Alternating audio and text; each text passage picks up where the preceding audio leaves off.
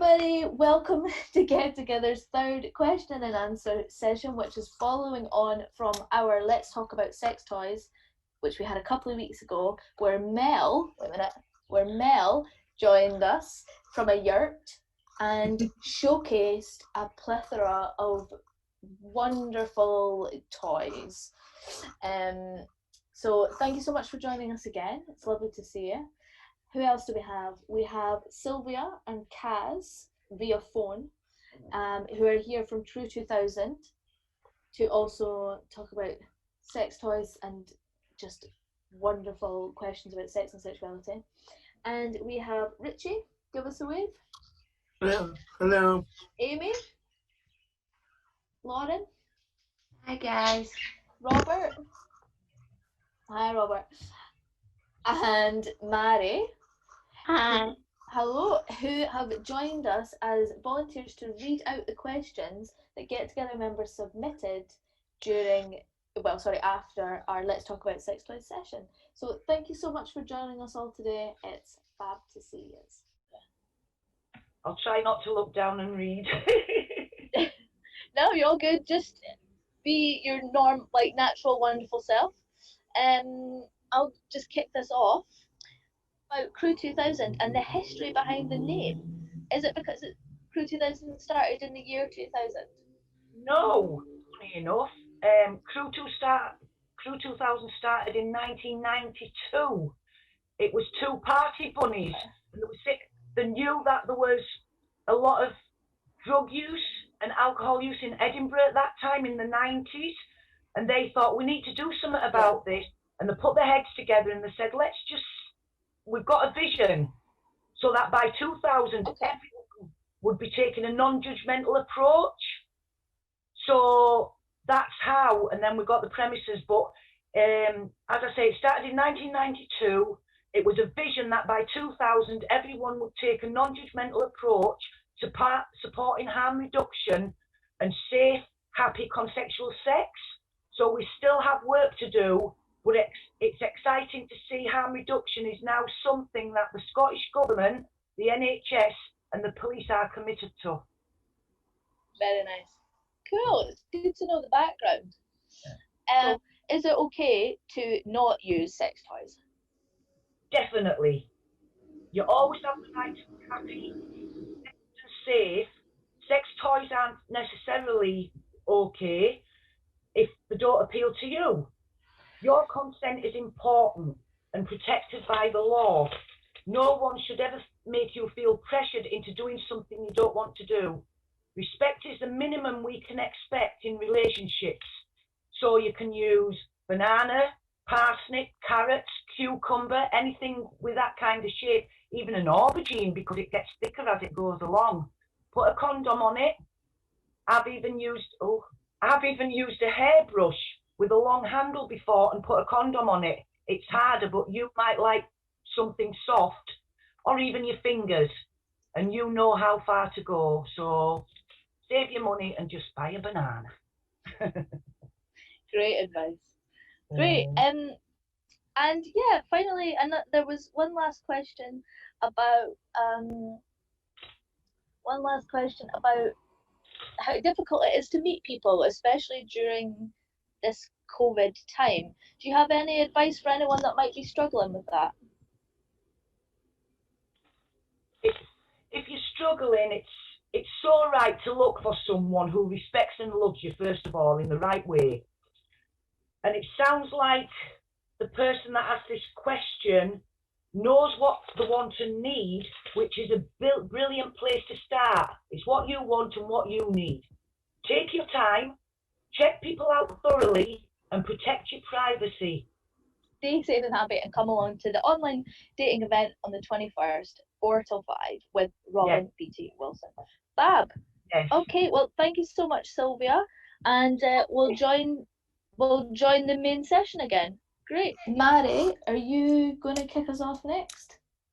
I am indeed. So, what sex toys and suitable lube can I use on scar tissue, particularly on the chest and lower region?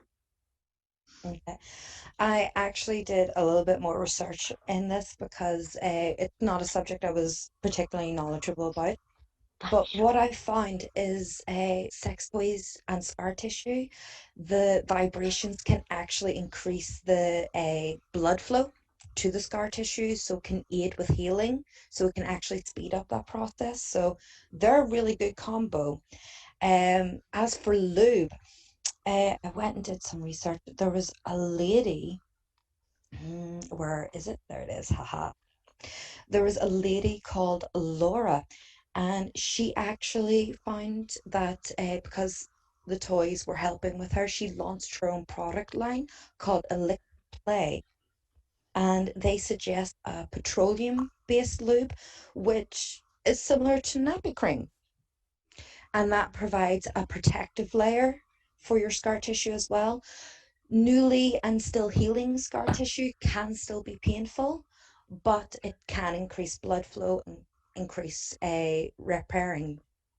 So, as for what sort of sex toys you could use, I would go with something that has a low intensity.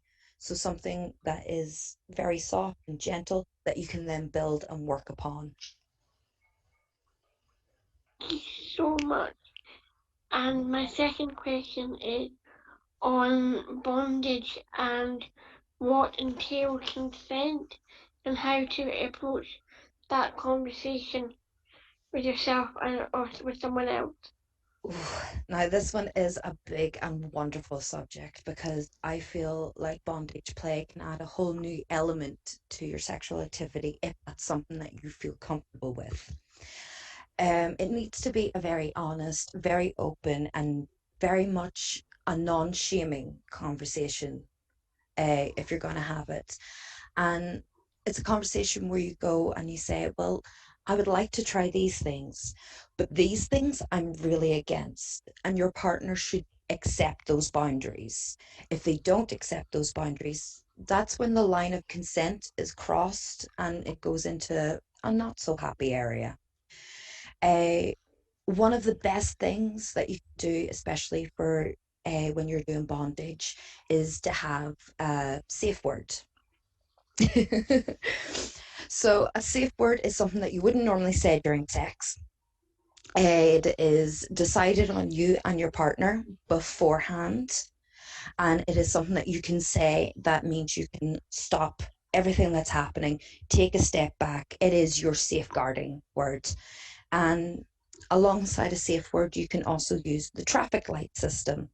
So your partner's all bound up and you're having fun, you can ask them, what color? Green, I'm good, I'm ready, and I'm happy to continue.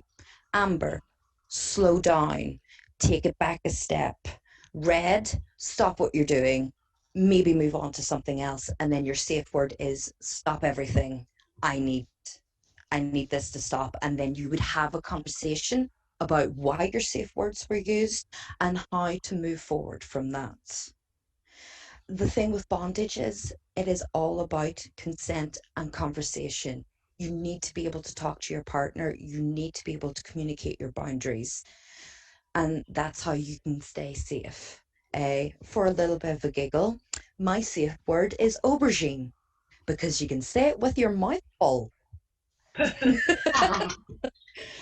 And just another little element, if you are having a partner who is gagged, what a really good way to put in place, because they can't use the safe word the same way, is to give them a buzzer or an object to hold in their hand. If they drop the object, that is their safe words. Or if they press the buzzer, that is their safe words. So these are the sort of things you put in place to keep everybody safe.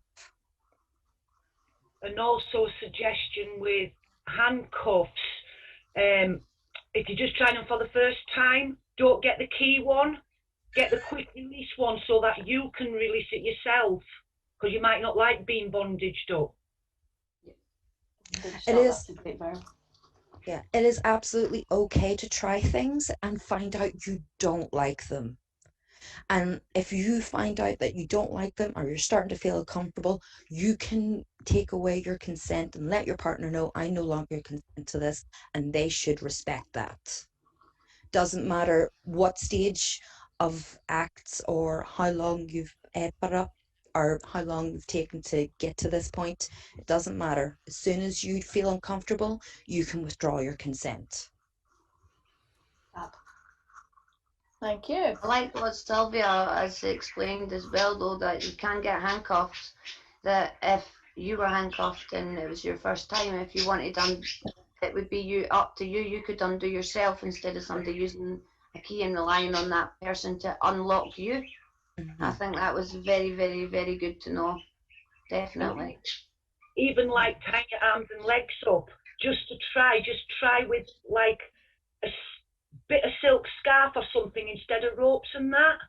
Just start slowly. The silk scarf's nice and soft and loose on your skin. Just trial and error, baby steps, and then we'll take big giant leaps then. Thank you, Sylvia. Oh, you're welcome. Grand. So I feel like there was just one more question that Lauren has for Mel. You ready? Would you be willing to come to another event? I absolutely would. I think you're all fabulous, and it is great to hear your questions, and it's so great to be involved in these conversations. And the more we have these conversations, the less embarrassed you feel about them. Well, I think it was fantastic the last time you were here. I really enjoyed it. I agree. I'm really happy that you'll be joining us again in the future. I hope so too. She's got a lovely calming voice, do you find? Oh yes, I agree. Yeah, I You make agree. people feel comfortable, but all of you do, you make people feel comfortable to ask questions like that. Yeah, I I think agree. that is very, very hard to get somebody that can come over that way. Yeah. Very calming. Can I just say a big massive thank you to you all? Thank you so much for joining us from Northern Ireland and for persevering with your internet connections, Sylvia and Kaz.